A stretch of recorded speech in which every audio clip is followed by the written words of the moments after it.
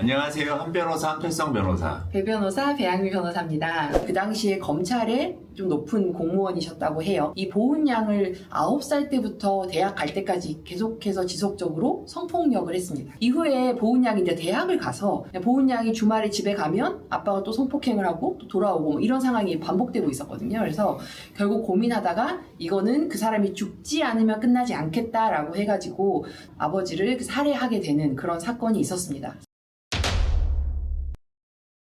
이 사건 얼마나 가해자, 의붓 아버지가 얼마나 좀 아주 개진상이었거든요. 제가 알기로. 개진상. 아주 개진상이었어요. 이건 뭐 제가 듣기로는 그 아버지가 이 검찰 뭐 서기관인가 아마 그 정도 됐을 거예요. 그 뭐 압수수색 나갔다가 비디오 테이프를 가져오잖아요. 막 그래서 그 비디오 테이프를 뭐 틀면서 이런 성관계를 강요했다라는 얘기가 있을 정도로 정말 우리가 상상할 수 없을 정도로 어떻게 보면은 그래도 본인이 10년 이상 키웠던 그래도 딸인데 딸한테 그런 짓을 할 수 있을까?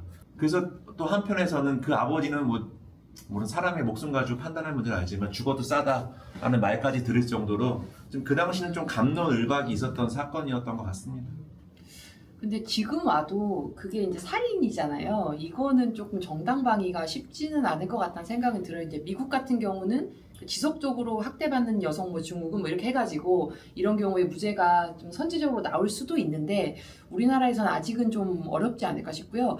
제가 이건 성폭력은 아니지만 최근에 나왔던 그 서초동 드라마 보면 학교폭력 피해 당했던 학생이 가해자가 찾아와서 칼로 찌르려고 하니까 그 찌르는 순간 가해자가 칼을 떨어뜨리거든요. 그 칼을 자기가 들어서 가해 학생을 찔렀던 사건이 살인 미수가 돼가지고 이렇게 재판받는 내용이 드라마에 나오더라고요. 근데 그 드라마에서도 보면 정당방위를 인정하기는 조금 어렵다. 왜냐면은 어쨌든 칼로 찌르는 순간에 뭐 도망을 갈 수도 있었을 수 있고 조금 피할 수 있는 여지는 있을 수 있으니까요. 꼭 사람을 이렇게 죽일 것 같은 상황까지 갔어야 됐었냐. 그 부분 논란이 있는데 결국 거기서도 판사 이제 드라마지만 드라마에서 검사님이나 판사님이 하지만 상황을 점작을 참작해서 아주 오랫동안 학교폭력을 당했던 피해자였거든요. 드라마에서 정사 참작해서 징역형의 집행유예로 해서 교도소를 가지 않는 걸로 이제 사건이 마무리되는 에피소드가 나오던데 지금 이 사건을 다시 온다 해도 정당방위는 저는 우리 법에서는 아직은 쉽지 않을 것 같아요. 살인이 아니라 어디까지 가야지 정당방위라고 생각하세요? 일단은 저희가 기존에 배웠던 법의 개념에서는 만약에 칼을 들고 상대방이 달려든다라고 했을 때 그 칼을 피하면서 몸싸움하다가 상대방이 칼로 찔리는 거는 거의 정당방위가 될 수 있거든요.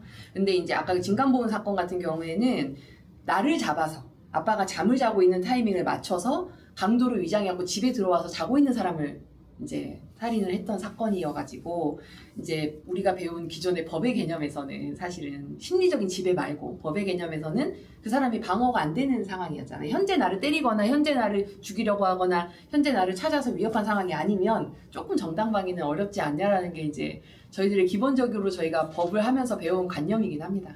이게 참 예전에 모 교수님이 하셨던 말씀이 생각나는데 저희로서는 잘 이해가 안 갔죠. 이런 사건에서까지 정당방위를 인정 안 하면 어떻게 되는 겁니까? 그러니까 교수님이 딱 한 말씀 하셨어요.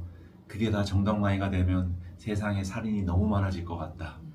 법은 뭐 정당방위라고 하는 그 순간을 보호하는 것도 중요하지만 객관적인 법 질서를 유지하는 것도 사회 전체적인 차원에서는 필요한 것 같다. 근데 정작 그 교수님은 나중에 한 말씀 더 하셨고 되게 멋지신 분이셨어요. 그러니까 그래도 이 사건은 정당방위를 인정해줘야 됐을 것 같다. 그 교수님 참 기억나네.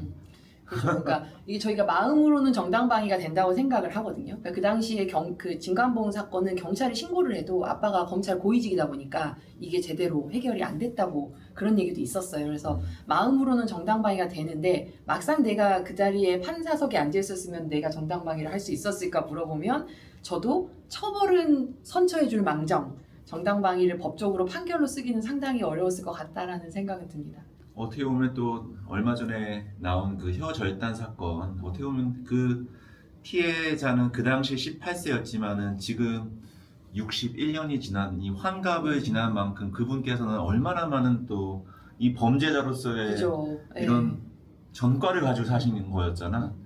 그래도 뒤늦게나마 그 재심 판결을 받아줬고 또 거기에 따라 가지고 검찰에서 또 멋지게 네. 무죄를 구형한 그 검사한테는 난 경의를 표하고 싶다.